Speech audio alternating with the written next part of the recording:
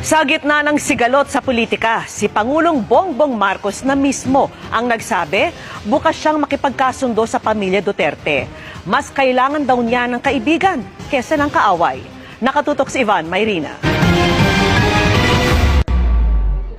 Mahigit 2 buwan matapos arestuhin si dating Pangulong Rodrigo Duterte para maisuko sa International Criminal Court. Nagsalita si Pangulong Bongbong Marcos tungkol dito sa kauna-unahang episode ng kanyang podcast na inilabas sa kanyang social media account.